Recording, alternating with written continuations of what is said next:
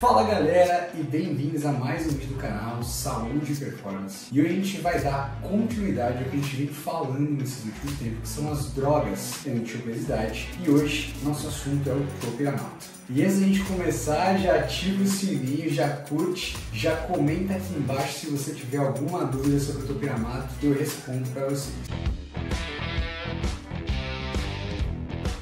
O topiramato tem uma história muito parecida com a sibutramina. Ele começou como uma medicação e através do efeito colateral que ele tinha, ele de maneira off-label, ou seja, não é registrado em bula, passou a ser usado para alguns outros fins. Então inicialmente o topiramato era usado como anticonvulsivante. Ele não é um anticonvulsivante muito forte, existem outros anticonvulsivantes atualmente muito mais potentes e que são muito mais usados do que o topiramato. Então o topiramato é usado ainda como anticonvulsivante, pode ser usado para o tratamento de enxaqueca, mas quando ele foi usado para o tratamento dessas condições, viu-se também que ele tinha um papel importante na perda de peso. Isso se deve porque o topiramato ele é um medicamento que ele tem uma ação no sistema nervoso central. O que acontece lá dentro? O topiramato ele tem uma ação de estimulação do sistema GABAérgico, do ácido amino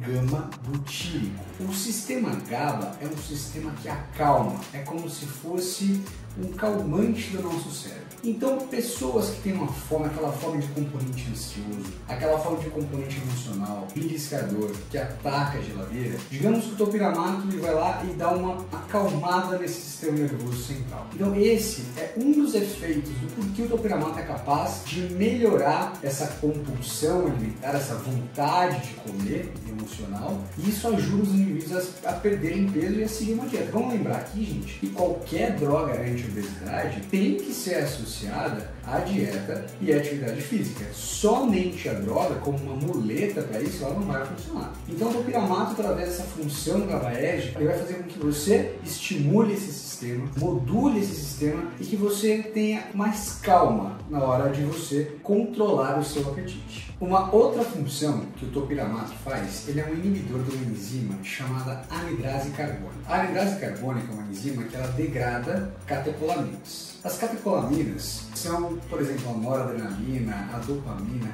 que também, lá na fenda sináptica, são neurotransmissores que, quando elas ficam em maiores concentrações, elas podem estimular aqueles neurônios que a gente está falando sempre aqui, que controlam a nossa saciedade, que controlam o nosso apetite. Elas podem aumentar a quantidade de noradrenalina, dopamina na fenda sináptica e isso contribuir para que haja uma diminuição desse apetite. Então, quando a gente fala de topiramato, a gente tem essas duas funções basicamente. Uma função inibitória, de acalmar o sistema nervoso central, facilitando esse comer emocional, e também tem a ação das catecolaminas, que é importante a gente saber aqui também, os efeitos colaterais que essa droga pode trazer. Muita gente para de usar o topiramato porque uma das principais queixas é a lentificação do pensamento. É uma sensação que as pessoas me contam de cabeça vazia. E quando isso acontece, não costuma melhorar tanto assim, tá? Então, normalmente é um indicativo que a gente tem que suspender essa droga e talvez essa droga não seja para essa pessoa. A lentificação do pensamento, ela pode ocorrer, não significa que ela vai ocorrer em todo mundo. Mas se ocorrer,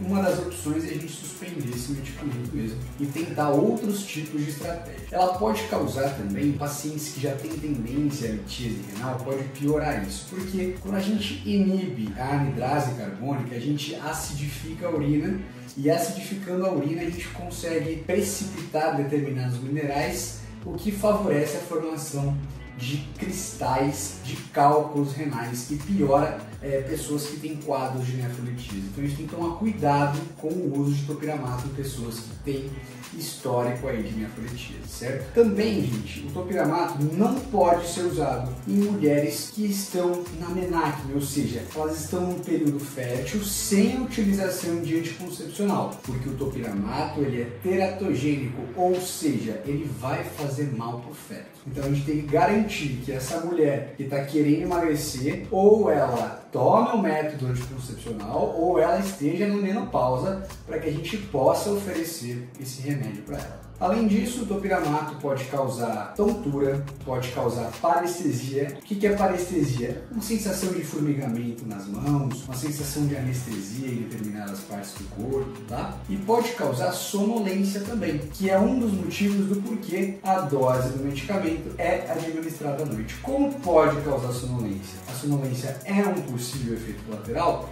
A preferência é de que o topiramato seja prescrito à noite, tá? Antes de dormir. E, gente, o bom do topiramato é que a posologia dele ela é muito fácil. Uma posologia que é um comprimido só por dia. A gente começa mais ou menos aí com uma dose de 50 mg.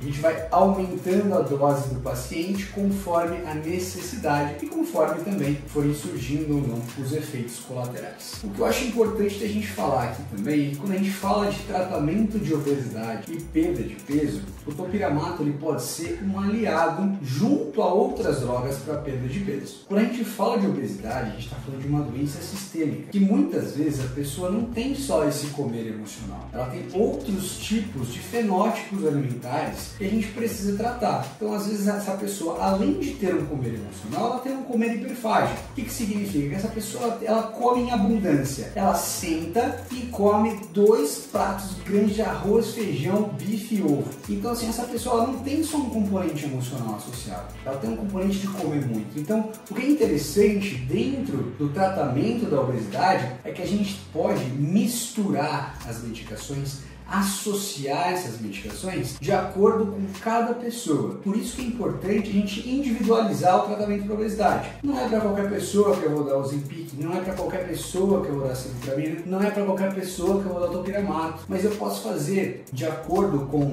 o fenótipo alimentar de cada pessoa, uma associação de drogas. Certo? E aí, aprendeu tudo sobre o topiramato? Lembra que tem outros vídeos aqui no canal falando sobre as outras drogas anti-obesidade. É que a gente já falou de sibutramina, já falou do Contrave, já falou dos análogos de GLP-1. A gente vai contemplar todas essas medicações que você encontra aqui no canal. Então já se inscreve aqui para você não perder nenhum vídeo, curte, compartilha com seus amigos. E se você precisar de ajuda para emagrecer, para você manter uma performance esportiva e uma vida saudável, aqui em cima tem um link de marcação de consulta. Só apontar para o seu QR Code aí na tela. É sempre muito bom trazer aqui para vocês conhecimento de verdade e eu espero vocês no próximo vídeo do canal Saúde e Performance. Até lá!